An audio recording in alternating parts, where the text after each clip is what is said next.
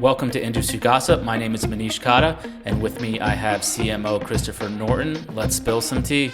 So at the end of October, it was announced that there's going to be the first ever new wealth festival called Future Proof. Underrated or overrated? I think it's very underrated. For one, most conferences that you attend, right, there's big sponsorship levels, and that sponsorship level usually comes with a speaking slot of some sort. And they can cost 100, 200, 300,000. And one of the key tenets of this conference is they're going to get rid of the pay for play, where you can't necessarily buy a speaking slot. And I think that's brilliant, because a lot of times at conferences you sit there and you don't want to hear what the CIO of Putnam wants to say or whatever in a hotel ballroom. So you want to hear from people that are out there doing things versus someone just bought it. So I think this is going to be big. The second part of this is they decided to do the whole conference outdoors on the beach. So it's 100% going through. Knock on wood, it doesn't rain.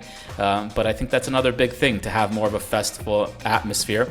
And we're fans of the people that are doing it. So I think this is underrated, and I wish them luck, and I'm pretty sure we'll be there. Alcohol sales may be down because a financial conference that you actually enjoy so you don't have to drink to forget is something new. So the Envestnet-backed Medicare startup called Healthpilot launched ahead of open enrollment season. Underrated or overrated?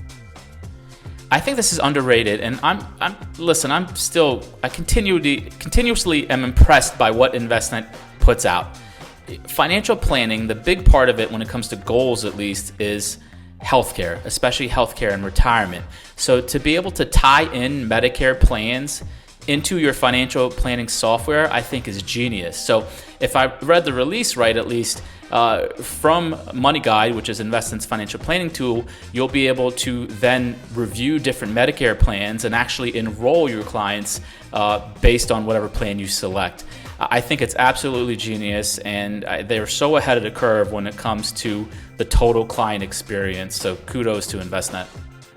So Schwab Advisor Services informed their 13,000 RIAs, including all the legacy TD Ameritrade practices, that they must buy E&O insurance.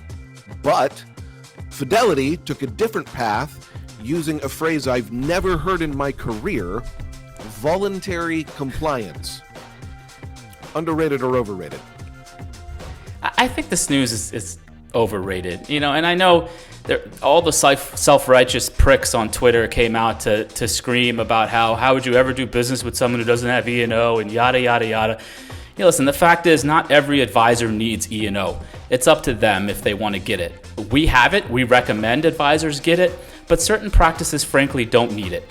If you're a smaller RIA who uses third-party money managers, you don't trade a lot or any on your own, there's certain practices that just, it's not worth it to go out there and pay for it. So, I think this is overrated. Schwab can do what they want. People will find a cheap way to get around it.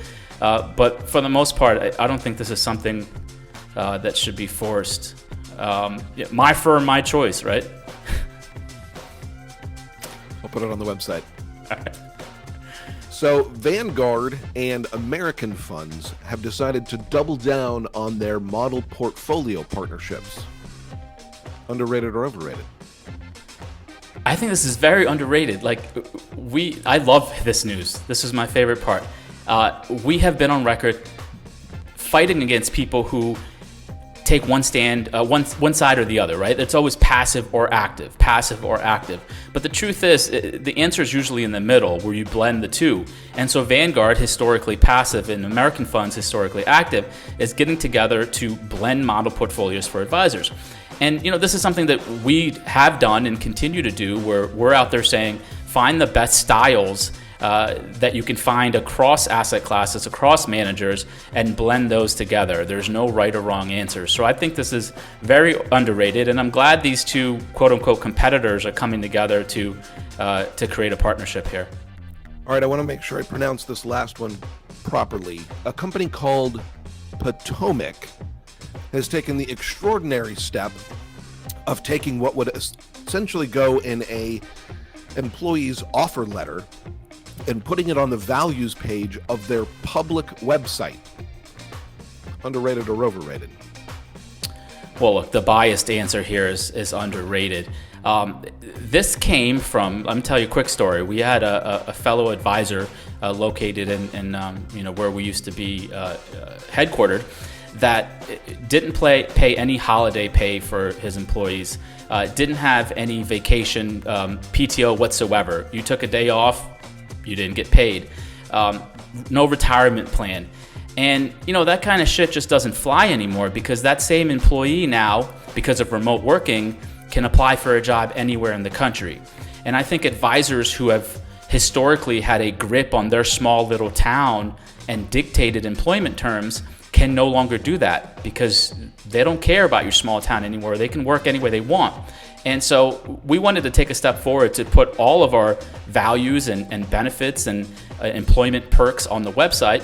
And, we kind of challenged other advisors. If you care about your employees and want to put that forward, match it, do better, be public about it. So I think it's underrated, and I hope other advisors follow suit. Built to conquer bullshit. Correct. All right, this last one is wild. A cryptocurrency called Squid, and named after the popular Netflix series Squid Games, surged as high as $2,800 before crashing to zero, while the scammers that made it ran off with $2.1 million. Underrated or overrated? I mean, all of this stuff is overrated, but I'm also turning into the old grumpy man that hates all of it. Look, if you lose all your money because of a digital currency based after a Netflix show, I mean, you deserve to lose every cent. So I'm glad to see this happen. It needs to continue to happen more and more, so all these shit coins go out of business. Well, Martina and I were working on an industry gossip coin, so I'll keep everybody up to date.